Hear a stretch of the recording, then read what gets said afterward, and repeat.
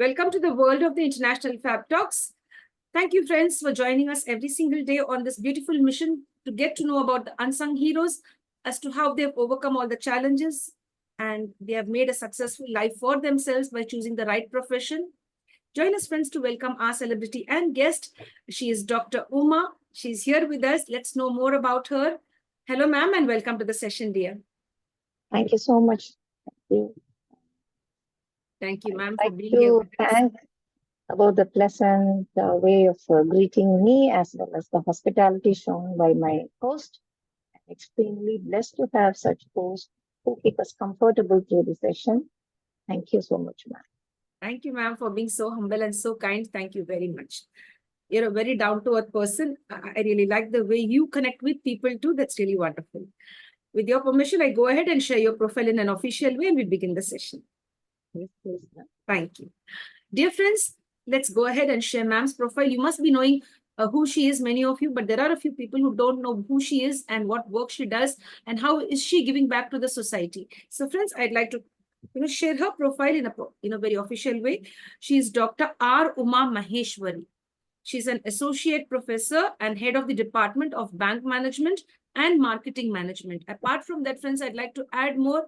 She is working in A.M.JAIN College that is located in Chennai. Madam is also joining us all the way from that wonderful city called as Chennai in Tamil Nadu, India, friends.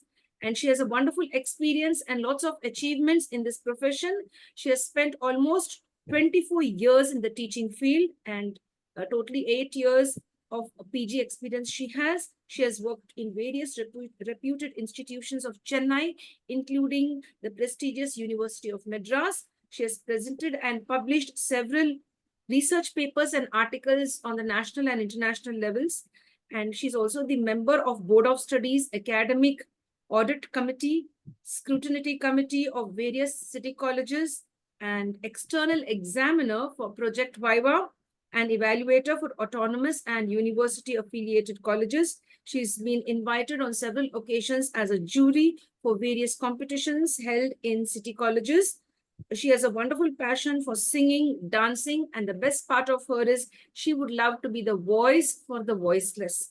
And I have seen ma'am's work and her passion for the right kind of people, for the right kind of issues or the right kind of projects that require attention. So let's get to know more about this interesting personality. She's Miss Uma. Hello, dear. I checked myself. She's Dr. Uma. Yes. No issues. Yes, dear. Over to you. How would you like to define yourself, ma'am? I shared just a little about yourself. Yeah, I can tell I'm a very, very kind-hearted person. I feel like being very compassionate to my fellow beings, as well as the other beings in the world, which do not have any care by others. The human beings, when we think of human beings, some people, they say, there are so many people who are also downtrodden. Of course, people are there to help people, but for these voiceless, those kids which are on the roads, particularly the strays, and any other animals which do not have any care and love, I'm sure mankind should go forward in helping them or giving them a comfort zone to the extent that is possible by each and every one of us. In the society, if every one of us have this kind of mindset, caring for others, I don't think there will be much of cruelty to the voiceless, or there won't be much of sadness in the society. And I like simplicity. I don't like, I'm not a person who's materialistic after things or something like that. So my passion is teaching in the sense that is my profession as well. But I gave my fullest dedication to the student community in the sense, not only educating them, we have to be the people who are motivating them. So not all students stand at par when we are taking classes or when we are approaching them. Each and every student, they are unique in themselves. As teachers, we cannot treat them collectively. We have to see that who is what can be done, how the student can be approached, and what kind of the guidance or the support that we can give, that can be done. So this is teaching is a very good platform where you can go for helping people to come out as good people in the society. Once you are able to bring out the best of the students, I'm sure in near future the society will be having a whole lot of good people. So that itself will lead to a good mankind in the society. So it starts as well. As we say, it starts from the teachers because most of our students they learn everything. And nowadays we see how parenting is happening in the household. There is chaos, there is commotion. We cannot say that people who are so what to say they display what kind of their lifestyle is on the social media. It's not real actually. So when you go and see at home, we see what kind of the environment the children are facing nowadays. So there's no peace at home. I'm talking from the majority of the context of the families. I have come across many families as well as many children who come from such families. They say when we are giving them counseling or when we mentor them, they say they have a problem at home. So this can be weeded out, or the child can be helped out in the educational institutions, particularly the teachers. So the teacher's role is not merely teaching what is there in the books. Nowadays, the children are very, very intelligent. They have a book, they can self-learn. So not only teaching them what is there in the books, the role of a teacher is really, if you take into concern, it is a 360 degree. See, we cannot say, I have completed the syllabus. So my job or my responsibility to the students is over. Whatever is the student is doing, whatever problem he has, it is none of my business. That cannot be the mindset of the teachers. So the profession itself is giving me so much of scope whereby I can be a comforting zone to the children whom I am able to reach on everyday basis. So that is a blessing from God, I think. Being in this profession, I am able to do something to the society by way of helping the children and making them to come out as good citizens, good human beings. More than becoming a citizen, first one should be a good human being to understand the other human being, the what to say, the concern, the empathy. Nowadays, we see that empathy is missing. Most of us, we say, we sympathize. Sympathizing will not give the real result. We should be empathetical, understand the other persons from their perspective. If you understand the other person from their perspective, I think there won't be much of misunderstandings or ego or clashes, envying, whatever it is, which are the evils in the society. I consider as it. Yes, dear. See, ma'am, the way you shared your views with regard to the teaching profession, how a teacher should be, and how a teacher should conduct herself or himself, if it's yes. So you really very well put that very well with lots of clarity. It's not only finish off the syllabus and say I'm done. You're connected in one way or the other for the betterment of the child with regard to his thought process, the problems that he or she could be facing. If they come up to you for any kind of suggestion or help, you should always be open to that. So that makes you a holistic teacher, as a one. This is what we used to find earlier days. A person not only guides you only at the educational space, but also prepares you for life. It's not only preparing for marks, preparing the student for life, teaching them the life lessons and helping them to build a strong mindset and have a healthy pattern of thoughts. That's wonderful. Now, you being a faculty member for more than 2 decades, almost 24 plus years, how does that feel? Like, you've given majority of your time and energy to the academic sector. How does that feel? I really feel happy that I am with young people. So, which makes me also more energetic. I feel that I don't age because I am with young buds. So the same energy, the positivity, everything comes to me. Every day I'm in a garden where there are buds which are going to blossom.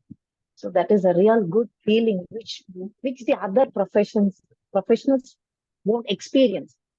Most of them will be sitting in front of the monitor, of course, including ourselves. We also spend most of our time nowadays sitting in front of a mobile or iPad or the system where we try to do lots of our administrative work or the clerical work relating to the data and the records we have to maintain for the students.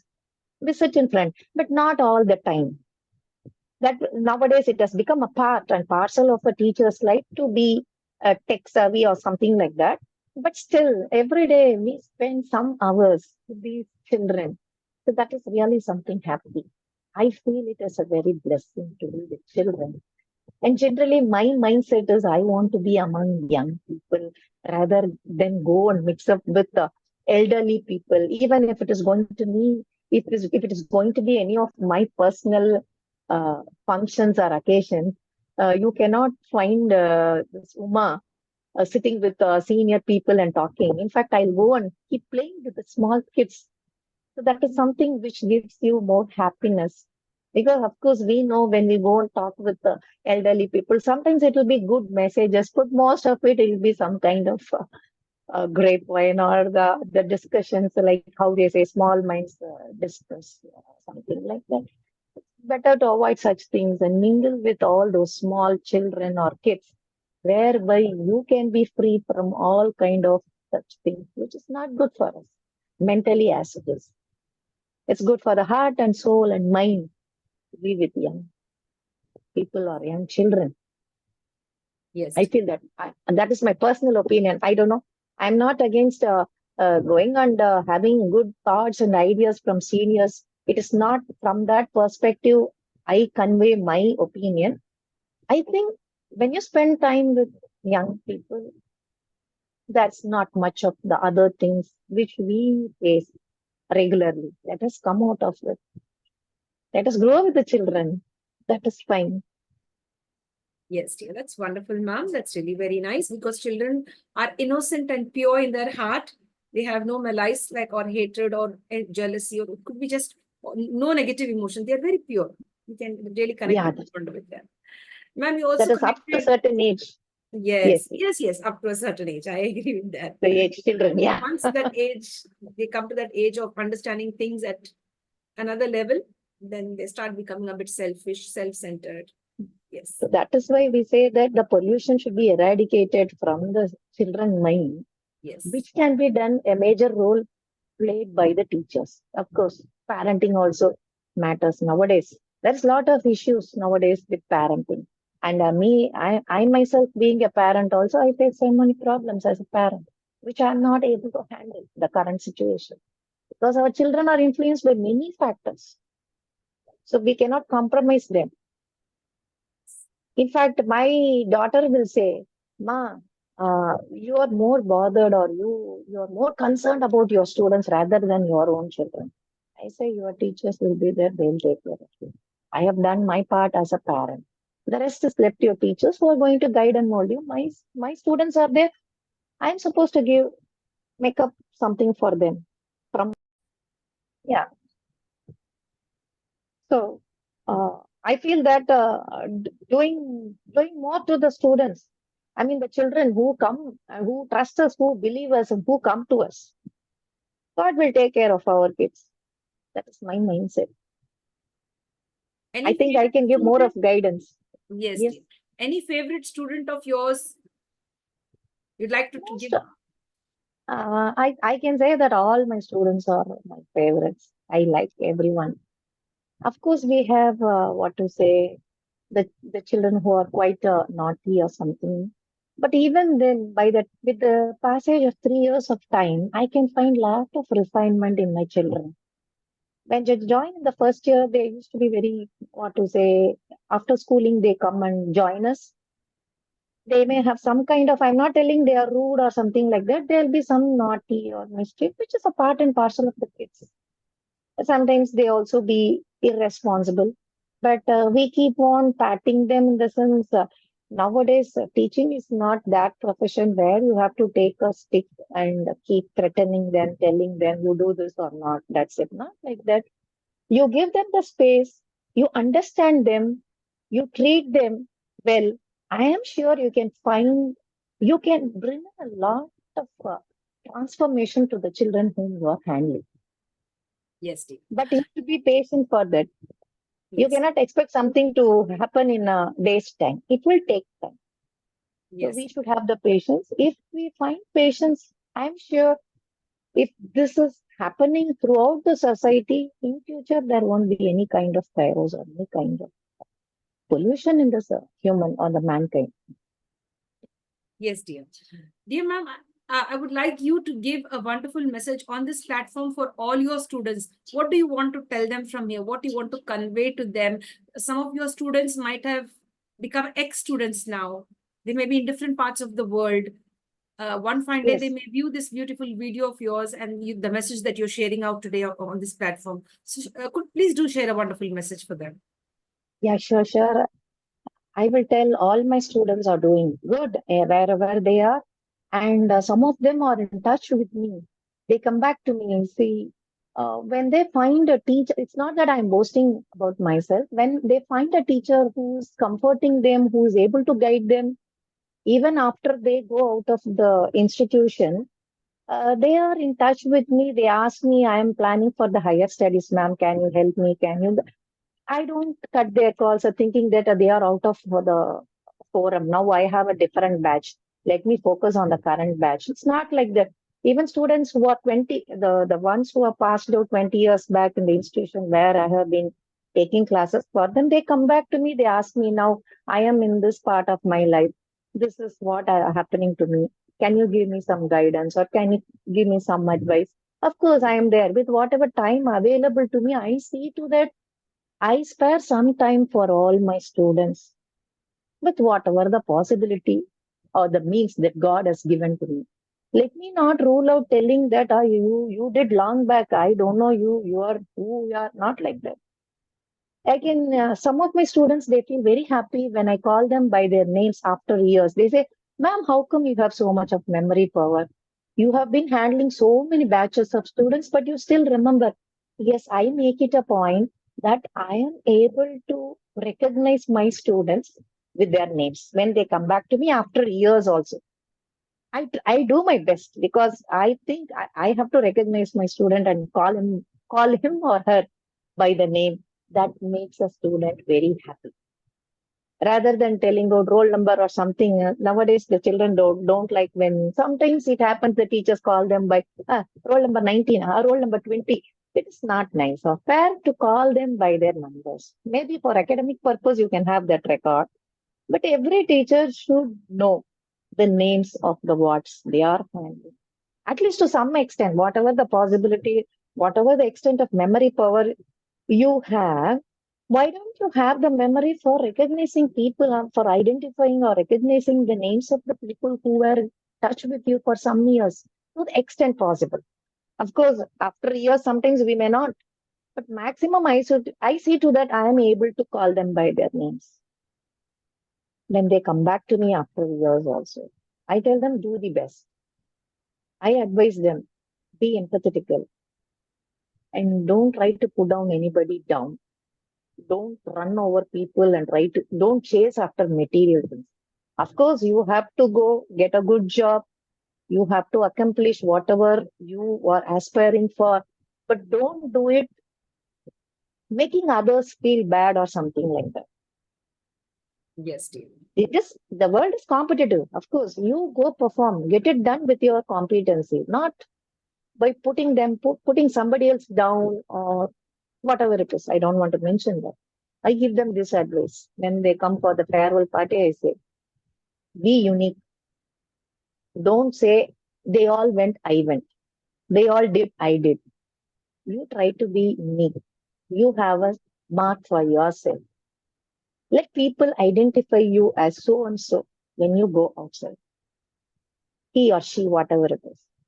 You have Yes. some identity for yourself. Wherever, whatever the field or whatever the profession you take up, there should be some recognition for them. They should not be one among others. All together we will go, not like that. So Yes. that will happen, of course. Yes. Now, ma'am, I have a question for you. If it wasn't the Yes, teaching profession, what other profession you would have chosen? If not this, then what? of course, God has given me the blessing of this profession. I can't even imagine of any other profession if you are asking me to just visualize. Maybe I can tell I have a passion for singing, dancing. If I had the, what to say, the blessing of God for me to become a professional singer or a professional dancer, maybe I would have gone.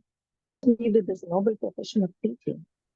I would have gone for singing, dancing, but not only that, I want to do some kind of service to the society in whatever way that is possible by me. Voicing for the voiceless, helping the downtrodden, to the extent that is possible. Whatever means God has given to me, I would have done that. Even now, I have plans of starting some NGO for the sake of voiceless. So given an opportunity, if God blesses me with those feasibility of running an NGO whereby I can take care of the voiceless, I'm sure I will do that. Yes. So When you that mean is, voiceless, ma'am, what does this mean? Is it the stray animals or is it the people, human beings who are unable to voice out their no, no, no, opinions? no. No. Generally, we say voiceless means we mean the animals that And are okay. abundant. Mostly, I speak about the strays because the strays, they are the most, what to say, the, the living beings that suffer a lot. Every day we come across so many situations. And there's some kind of what to say, my heart feels, why not I do something for them? So with the restrictions that have I have in my life, I try to do some justification for such voiceless. The strays, I said about starting a shelter for them somewhere in future and taking care of them to the possible extent. If people come out like this, I think there may not be much of cruelty to the animals done. Whatever PETA or other things we have, still, other than the organizations or the forums which are doing, as individuals, to the extent possible, I think we can give a helping hand in doing something for such voices. Yes, dear. How Of did you course, doing develop this some. interest? How did you develop this interest from what age? Was it from your childhood or is it just of late? No, I have a liking for pets in my childhood. I used to have cats, things. But my this kind of empathy, it has started quite some years back, some 10 years, 15 years back. I started when I used to see on the roads the animals that struggle on the roads without anybody's help. So I started doing something. And I we have two pets at home, two dogs we have at home. When we have them at home, we understand what kind of the sufferings we strays are facing. We take care of the pets at home. We give them food, we bath them, we give them love, affection, everything. Sometimes when you see the strays outside, more than the food we give, they expect that small bit of love and affection from us.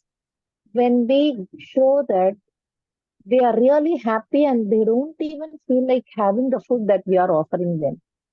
So it is not that human beings only they only long for the love. Even animals, all living beings, they have the emotions, feelings. So they expect it from the human beings who are the top in the world compared to the other living beings. As Yes. human beings, we have to do for them. Whatever I'm not telling everyone go on the roads and do the help. Whatever is possible, and whomsoever can do it, let them do it. Let them not Yes. hesitate or think, why should I do or something like that. Once you start that, I'm sure your heart will become quite, it will soften. You feel that you are doing something and God has sent you to do something purposeful in your life rather than getting posed, achieving, building, having your materialistic assets. All that is, I don't think, of course, it is needed for living. I'm not saying don't have anything, you be like sadhus or rishis. I don't mean that. They don't give us anything in the last minutes. You can't think of all such things, but these small humanity that we have showed, or to the voiceless, or to the other fellow beings, whatever possible you do, that will surely give you some kind of you feel that your life is complete when you do such things. Yes, dear. I have become what I aspired for. I have so many assets with me. I have so much of jewelry. This doesn't matter. Finally, what you have done to the society, or what you have done to your fellow beings, or what you have done to the mankind or other living beings, that will be there for you forever. Yes, dear. Very true, ma'am.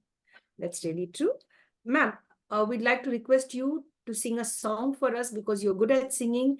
One song as a tribute to all of your students and your colleagues and to everyone in the world. Which is that song you'd love to let us listen from you?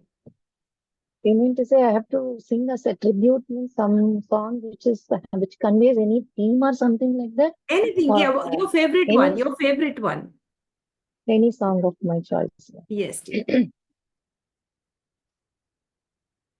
சின்ன சின்ன ஆசை, சிறகடிக்கும் ஆசை, முத்து முத்து ஆசை,